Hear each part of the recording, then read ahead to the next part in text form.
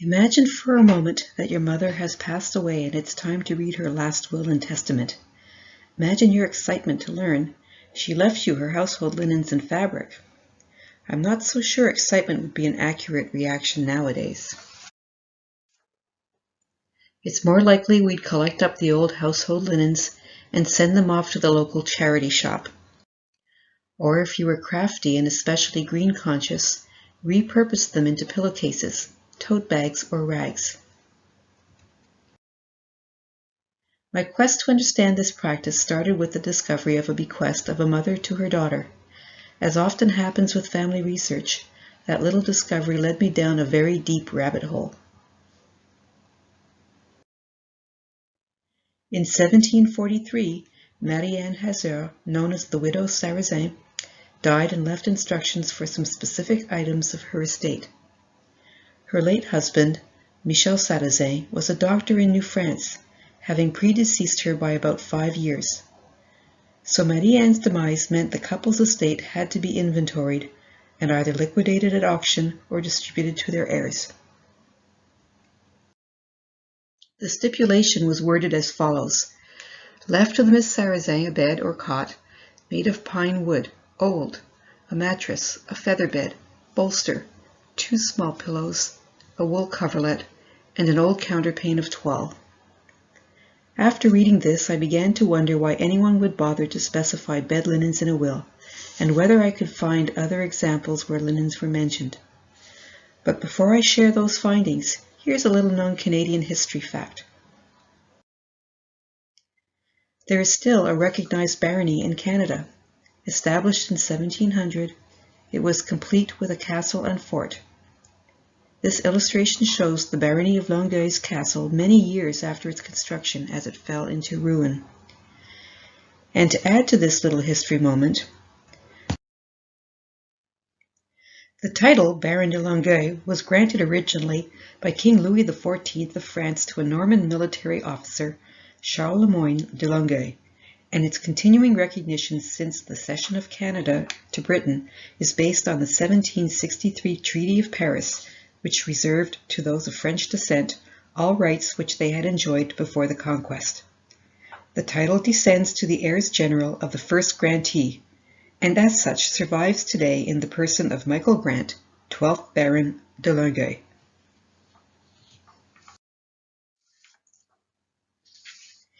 In my research, and I claim no filial connection to the barony, I came across the inventory and valuation of the estate of the Baroness de Longueuil, Marie Charles Josette Le Moyne, and her late husband, David Alexander Grant. An inventory was a common practice in Quebec after the death of a spouse with property. Sometimes the estate inventory was put off until the surviving spouse decides to remarry.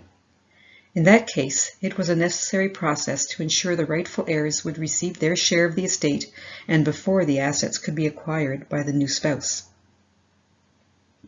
The Grant Le Moyne inventory was taken in 1806 after the Baroness's husband's death and reveals one of the main reasons linens appear in estate documents. They are quite valuable, almost as valuable as the family silver. Apart from the furniture, were listed in great detail the household linens and, more importantly, their assessed value. The list of linens alone filled pages and pages and probably took hours to compile. There were feather beds, bedspreads, a quilt, many sheets, several tablecloths, dozens of napkins, towels, coverlets, counterpanes, a carpet, and drapes. An amazing insight into a privileged home. But let's circle back to one item in particular that caught my attention. The 2 large tablecloths in the list were valued at £15 each. What would they be worth today? Were they really of significant value? I would think so. Just imagine owning a tablecloth today that was worth well over $2,000. Closer to home, one of my volunteer colleagues at the Marilyn Adams Center, researching her own family, found this record of a will amongst the many documents we have in our Hastings County Land Record Collection. It lists the usual bequests to sons of money, land, and personal possessions, But there is a brief passage that was interesting for two reasons. Zadok Thrasher's will includes a bequest to his daughter Elizabeth Thrasher Ross.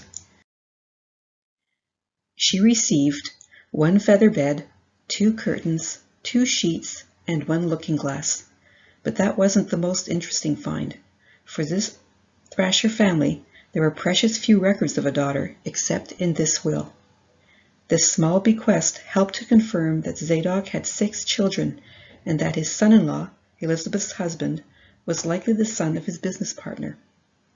Until that point, all that was known was from his land petition, that he came to Canada with 3 children and since had 3 more. Elizabeth's identity was elusive until the discovery of that will.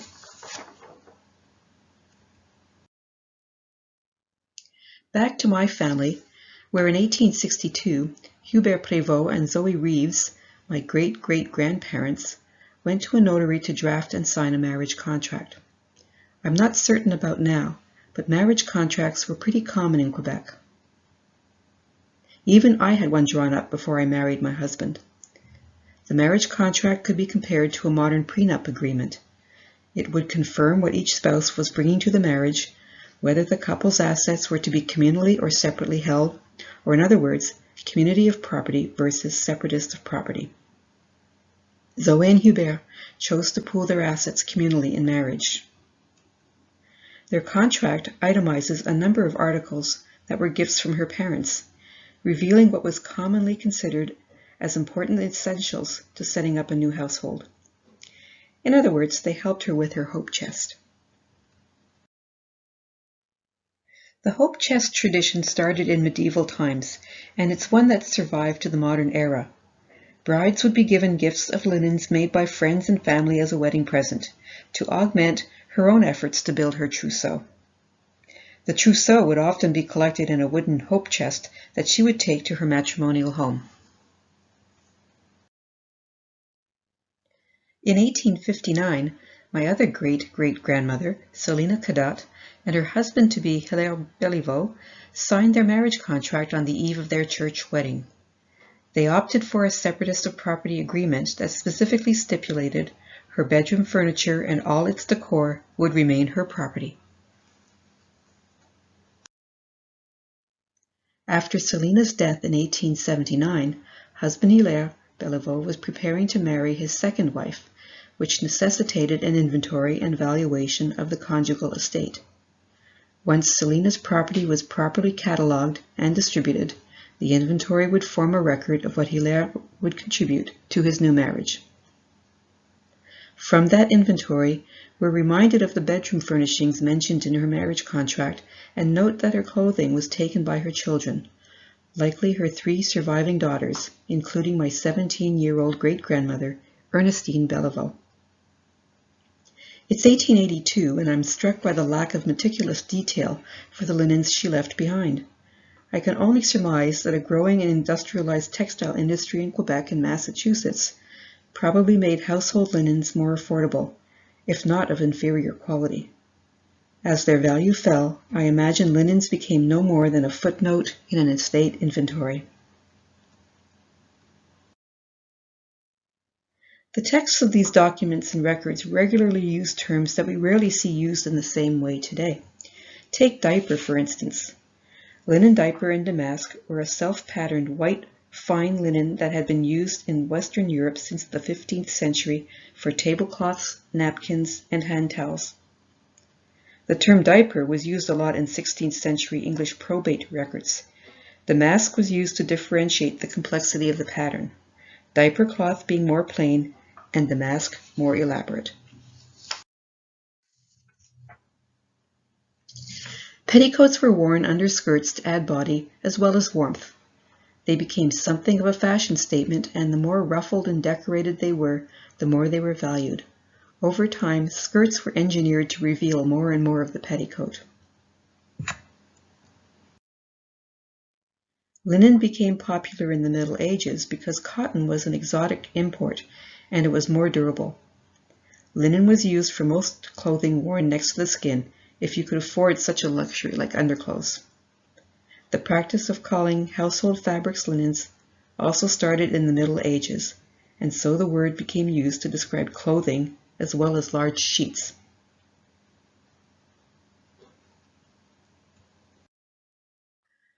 The word toile is derived from the French word meaning linen cloth or canvas with a repeating printed pattern, usually a pastoral scene. This fabric was used for many purposes, from home decor to clothing. It was originally produced in Ireland in the mid-18th century and quickly became popular in Britain and France as well as colonial America. It's seeing something of a resurgence in popularity today. Families covered their beds with layers and layers of sheets, counterpanes, blankets, and sometimes bed rugs. At many historical sites and museums, you'll see these items on display. They are beautifully crafted pieces and don't get the star treatment they deserve. This example shows a homespun counterpane from the Moira O'Hara homestead in Madoc. Many women would create their own counterpanes for their beds. Here's a photo of a counterpane made by Mary Jane Lear of Prince Edward County. It was made before her marriage to James O'Hara Jr. in 1848. It was passed down through the family and is now displayed at the O'Hara Museum. Mary Jane was a very accomplished spinner and weaver and processed her own wool using natural dyes. The woman in the photograph is her granddaughter, Mina Henderson, and is showing the very same coverlet her grandmother made.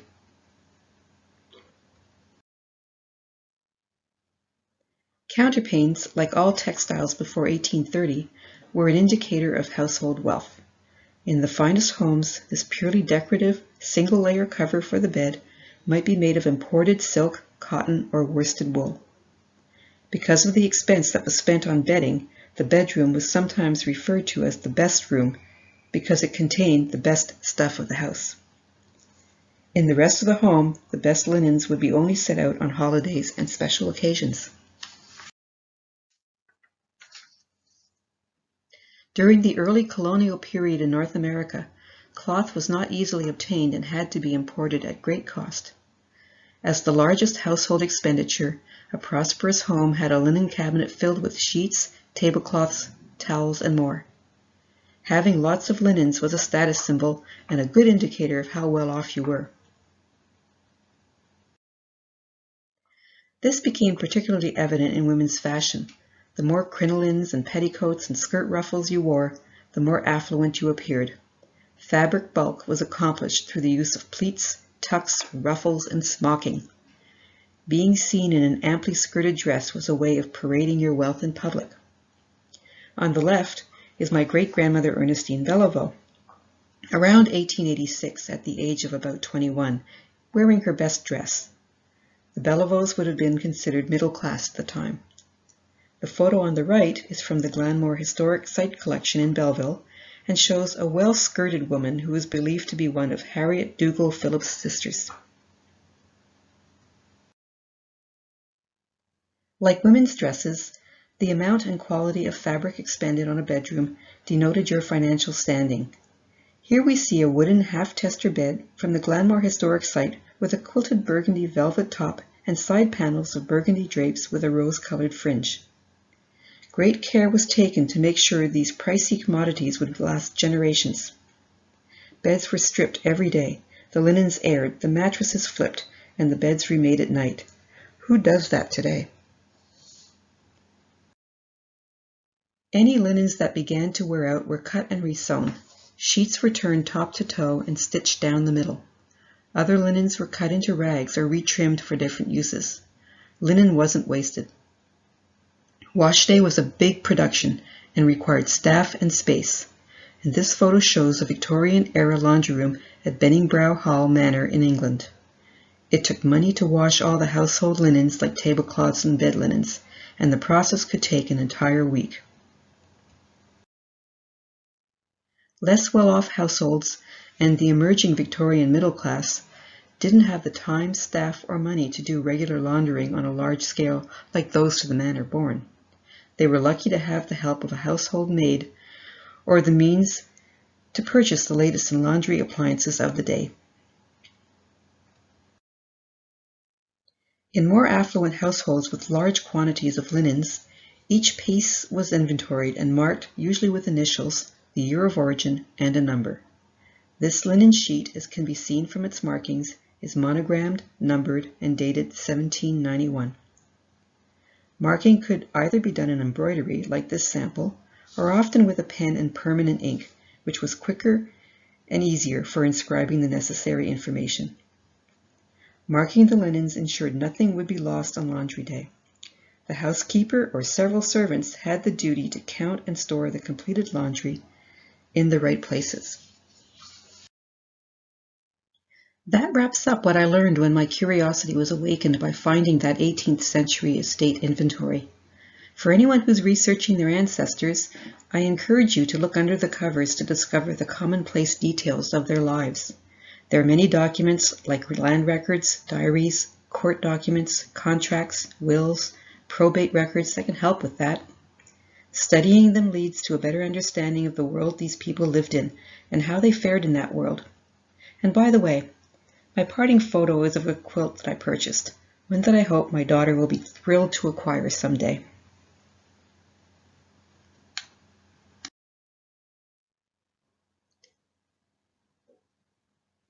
Before we end, the 7th Town Historical Society is dedicated to collecting and preserving family histories, and while we have a particular interest in the county, our collections extend well beyond the region and our volunteers are well versed in various lines of research. Our collections include cemetery records, directories, family genealogies, histories of towns, counties, and beyond, Hastings County land records and original land instruments, newspaper archives, photographs, reference books on many topics, military, biographies, histories, and more, maps, diaries, unique research collections on Victoria Cross recipients, Hessians, and Loyalists. And if you're interested in uncovering the treasures that are not available from online databases, get in touch with us or your local historical society. Visit our website at seventhtownresearch.com or our Facebook page for details on when we're open and for the latest news about our collections. Thanks for watching.